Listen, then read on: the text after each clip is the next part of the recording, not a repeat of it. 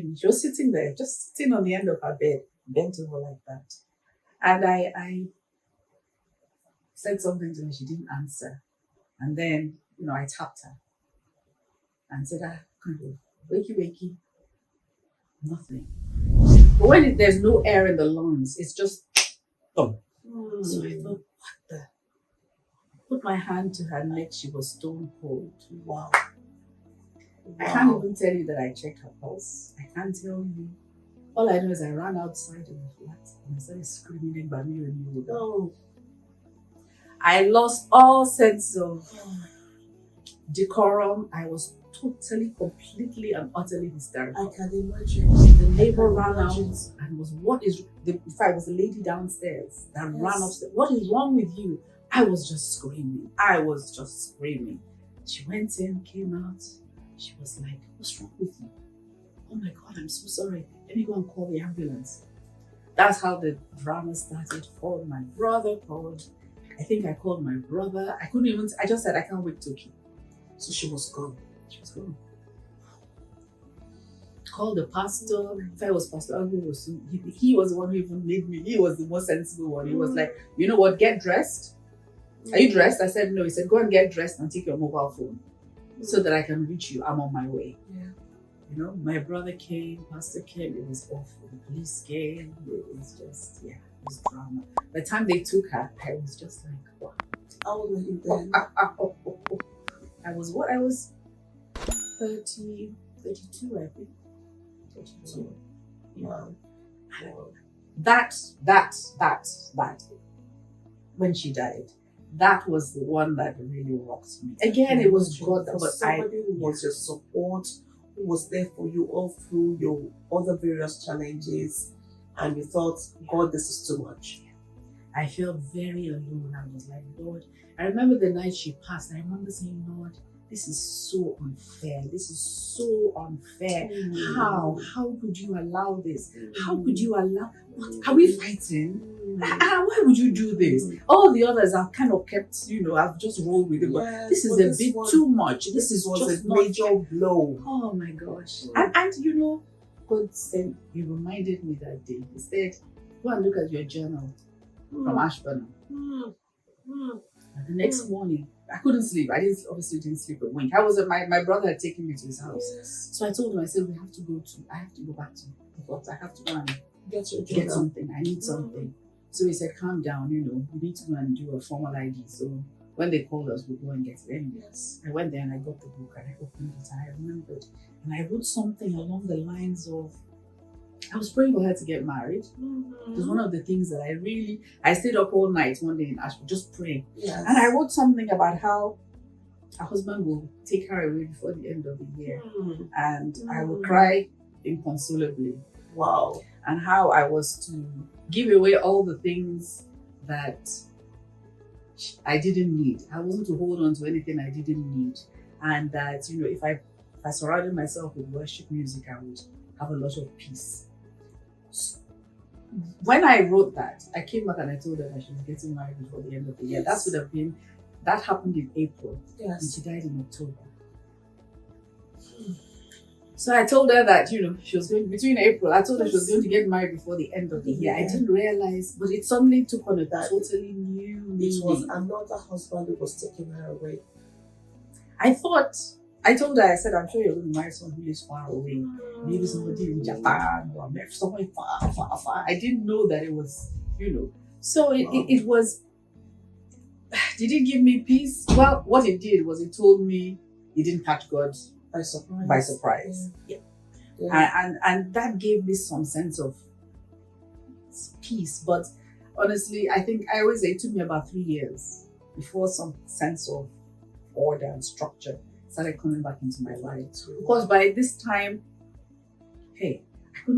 medicine was gone. I couldn't practice anymore. I was trying to do all the exams. I did the first lot. I wanted to do the second lot.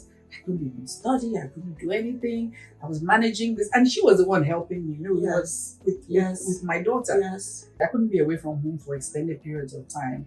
I was now on my own. So I just thought, I need to do something different. Then my dad died. Wow. And I was just like, what's going on? My dad was 79. Yes. And he never got over, I think he never got over the fact that his eldest child had predeceased him. And he, I was trying to say, okay, let's do something happy in this family. Let's have an 80th birthday. And he was saying, I don't want to celebrate my 80th birthday. I don't want to. Anyway, he conveniently managed to die 6 months before his 80th birthday. But that again was another, wow, what's wrong? All the people I run to, why? But hey, life went on. I guess at that point I realized, you need to do things differently. Yes.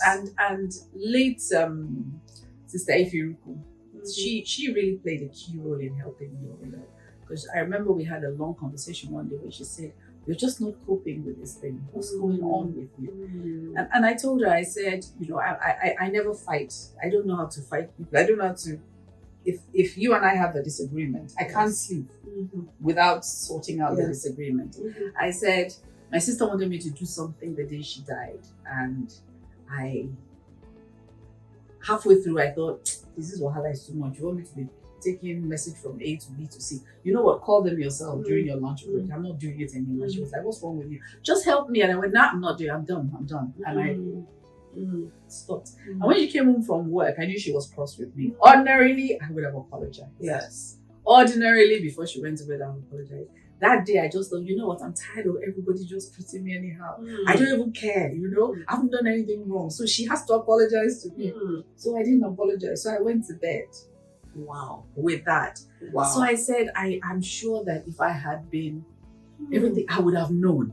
If I had done the right thing, what you thought was the right thing. Was the right thing, I would have known. And Sister Evie looked at me and she shook her head and she said, so you think God will leave the life of his child in your hands? So you think it was down to you, not wow. You honestly think that God is so irresponsible that he will leave the life of his child in your hands? That is profound. I said no. She said, so what's your problem? I said, now you've sorted me out, because I think I've sorted everything else beyond the fact that I was fighting with her. On. She said, well, that's your own guilty conscience worrying you. It's not it had nothing to do with what happened to her. And I think from that point on, I started slowly, by the grace of God, started healing a bit and realizing that okay, she used to pray. She used to pray every day, every morning, every night. It was part of her prayer. Lord, if anything is going to happen to me tomorrow that is going to stop me from going to heaven, then you need to take me today. And I always told her, it's only people like the general overseer that pray that kind of prayer. It's not for you and I. But she prayed this every day. So I thought, well, maybe she just got what she wanted. Yes. Maybe I should just, accept, But yeah, I think it rocked my whole family. And what I hear you say from that last day with your sister is, we must always try to sort out things with people, because we never can tell when it's time to go home. Here she was, like you said, she was having like 35 from, and you would never have said that was going to happen at that time. Not even for somebody who was the one who was always the strength behind you, who was the one, everywhere for everyone and all that. And thinking to myself, wow, what did you feel God was saying to you all through all those moments? Through all those moments, I wish I could tell you I knew what God was saying. All I knew was, Lord, you are sovereign. This thing doesn't make sense. I don't understand.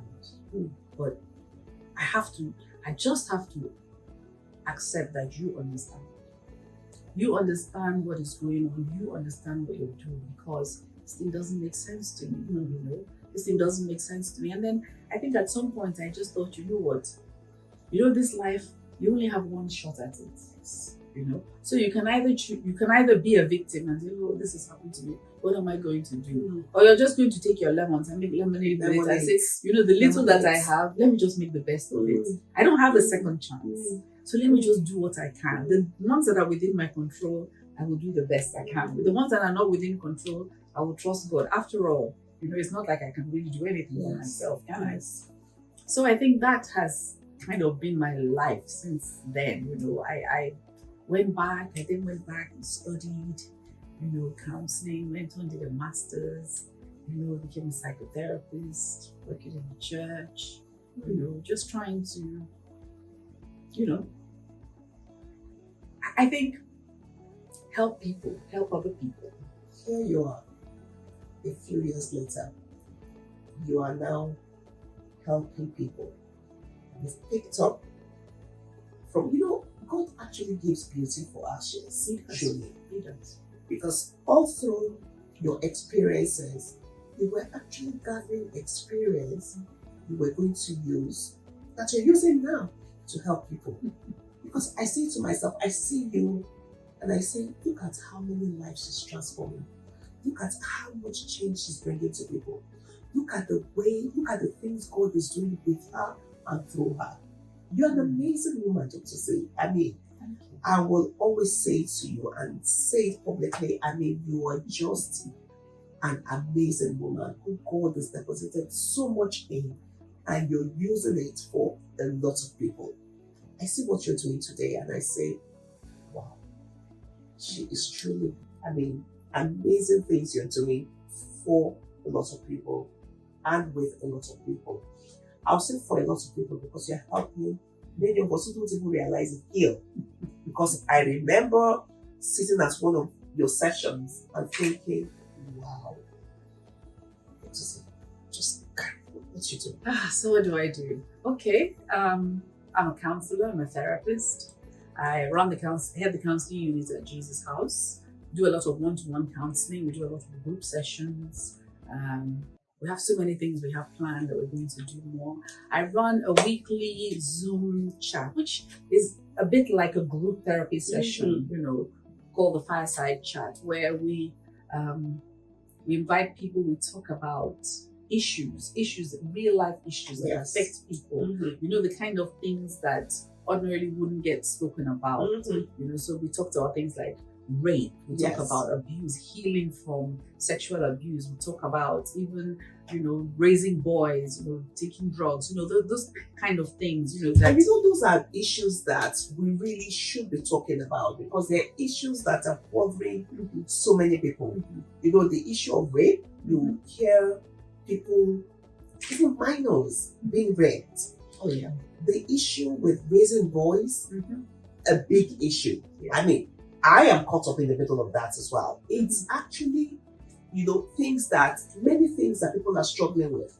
Like you said, things that people don't usually talk about. Meanwhile, there are things that we should be talking about that is going to really help a lot of people heal. That's why I say you're doing amazing things, that God is using you to do a lot of things, the things God is doing through you and with you, because it's so amazing. You won't know it. There's some people that we never come back to even thank you. We never even tell you what you've done in there. But I can tell you, Dr. Z, you're a gift to this generation.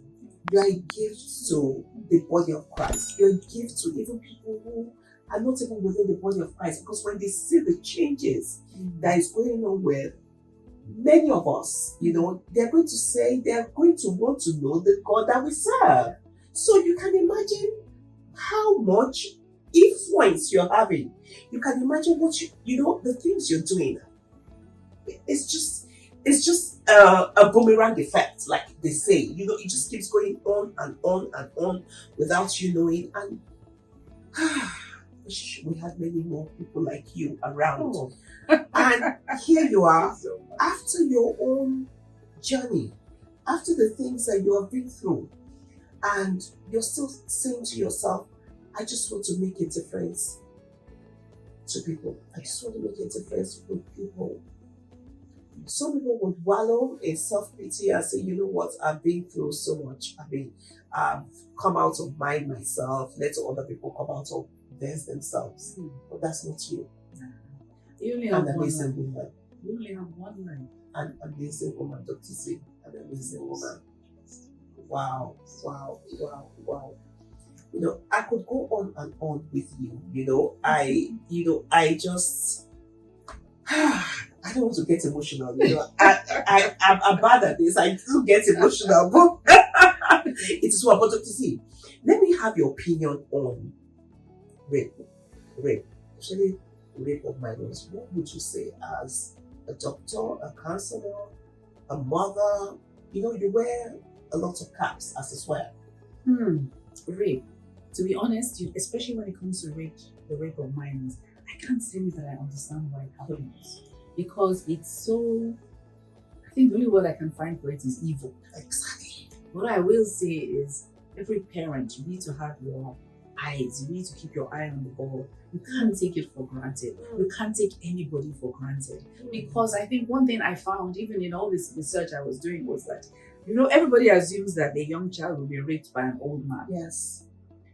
Their fellow friends, family friends, are you serious? Cousins, they come and they start tampering with our young girls. Wow. And young boys while they're at it too. I don't know whether they watch TV, I don't know where they get it. And that doesn't mean we should be afraid, it just means we should be very alert. So they come and play, they come and stay over, your child goes to spend the weekend with somebody. We need to be prayerful and we need to be alert and we need to know, what's going on, what are the sleeping arrangements, and we need to teach our children, because I found the sad thing is they don't tell. Yes. For some weird reason, the children don't say until much later. Because maybe some of them don't even understand what is going on. Absolutely. I remember when I was bringing up my children, when they were much younger, everybody knew me in their primary school. They would say, Mrs. Osho would never allow her children go for a sleepover. Because I just need to understand that sleepover arrangement. What are we copying? You're telling me that my child has to come to your house for the weekend. Do I know the sleeping arrangements in your home? I don't know anything. I have control in my own home. Yeah. I don't have control in your own home. So sending my child to your own home is exposing my child to controls that are not, with. So I don't understand it. So these things are things that parents should be listening to. They need to be aware that don't join the Joneses and start sending your children over for sleepovers or something, because you never, like you said, they don't know what's going on with them. You never know. And some of these children don't talk. There's one cousin in their house. There's one, there's one family friend, one relative there that is just messing about and they won't talk.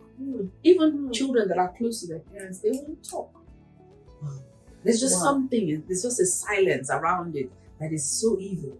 Could it be that people, do they understand at that age, especially for the minors who are molested, that there's a stigma attached to it? I think they know there's because something wrong. I'm just wondering why they won't talk about it. They know there's something wrong, and then the perpetrator always makes them understand that it's not in your interest to talk about it. Either you won't be believed, or the people are going to say it's your fault. Wow. And then if you add to it the fact that physiology kicks in, as young as they are, somehow they enjoy it. Somehow they derive pleasure from it, because that's the way the body is created. Are you serious? Yes. They actually feel the pleasure, experience pleasure. So they take it on that it's something to do, that they are culpable. Wow. Because after all, they are deriving pleasurable sensations from it, even though it hurts, even though it's one kind. So that's part of the problem. That's why it's so horrible. I don't even know. It's like we stole food together. We ate it, we enjoyed it. You wouldn't say, I would say no. Wow. Do you understand? It's really deep. But if you stole it and I watched it, I can go and report, Mom, see, she stole it. But if we ate it and we enjoyed it together, I can't talk now. We've become partners in crime. Wow. It's really deep. Yeah. I mean, the way you've broken it down now, I'm really getting to understand why some victims would not talk. How can you tell if your child is being molested? If they change. When a child changes, some people will notice that maybe the kind of drawings the child draws, some of the drawings are dark, or they're very violent or very angry, with lots of red and black. Others will notice that the child, maybe a child starts wetting the bed all over again, or the child becomes very clingy and wants to be following you. Child that has been, independent. Suddenly it's clinging to you all the time. No, don't go, mommy. Wants to follow you around, wants to sleep with you every night. Those are the triggers. Something isn't quite right when the child changes, or suddenly doesn't want to eat anything again, or suddenly starts eating everything. Just, or in some very advanced cases, the child starts acting sexually, and you're like, when did this start? Where did you pick up? Why are you sitting like? Why are you, why is a 7-year-old doing all that? Those are the signs. But of course, you have to be very observant to notice those things, and you have to be pretty hands-on, I think, with children to see it and to understand it. Because even if you ask them, they won't say. They'll think they're going to get in trouble. And God just keeps giving you the grace to do all these things. And how do you do it? How do you do it? How do you? It's God. I won't lie. It's God. I always say it's God. God has been too good to me. God has been too good to me. And you listen to the story. Yes. I say the story of my life. I think somehow I've concluded that maybe I needed to experience some things to be able to help something people. Maybe that's what I used to console myself. But I'll tell you something, the things God does for me. Honestly, if I was going to give the full testimony of my life, God does things for me that no human being can do. The God shows up for me in ways that no human being can. And right now, I wouldn't have it any other way. Yes, I wouldn't. God. So why doesn't XYZ? I'm like, yes. When God is ready, the things He does, you can't do it for me. He goes and He waits for me in places where nobody else is. People can't get to. So. I guess we have a deal. I guess we need to get a book from your stable about this relationship that you have with God. The way He has kept you, by grace. Wow, Dr. Z. I mean, it's been an amazing time, chatting with you. I'm so glad that you've done this with us, and I'm sure that you wouldn't know how many lives you've affected just by this few minutes that we've spent together. But I can tell you that so many people, so many lives are going to be affected and transformed by just your story that you have shared. The story of you, no matter the challenge, just hold on to God. He keeps you by grace and brings you through it. And it is grace that is still keeping you. So, Dr. Z, on the Now Show, we have something that we call the last word. So something that you want to leave our viewers with, even if they don't remember all the things that we have discussed. But that thing that you want to leave with them, that take home. I think my take home would be whatever may be happening, whatever may have happened, you have one life. This life is not a dress rehearsal. It's the real thing. I come again. This life is not a dress rehearsal. It's the real thing. The real thing. So you have to. It's got to work for you. No matter what is thrown at you, you've got to make it work. You've got to find your joy. You've got to find your peace. You've got to look for those things that give you pleasure. Look for those things that give you pleasure. Those things that make your life meaningful, and just do them. Because it will be such a waste to be on this world for, I don't know, 70, 80, 90 years, and the theme is misery. There are always, spots of light. There are always, sunbeams of light in everything that happens to us. We can choose to focus on hope, on joy, on peace, on what's next, rather than woe is me is not going to do anything. You can't undo what has passed. I know it sounds like, yes, with the benefit of hindsight, but that's just it. That's it. That's just it. You find your joy where you can find it. God is very good at that. He does. He brings that joy. He gives you little things. What one naming ceremony, 16 years, you have a child for the first time. That's, for me, my day is made. Yes. My joy is full. Yes. It's not me, but I'm happy. I'm so happy that I don't think anything has God has proven himself again. As a faithful God. Yes. Wow. Wow. Thank you so much, Dr. Z. Thank you very much. Viewers, as you've heard, Dr. Z says, it's one life. We know it. It's one life. So find that thing that gives you joy and focus on it. Wow, thank you so much again, Dr. Z. It's been an amazing time. Thank you very much. Until we come your way again on the Now Show, your regular hostess, Abosede Osho, signing off with Dr. Z, Dr. Zion Ekundare. See you again. Thank you very much. Yes.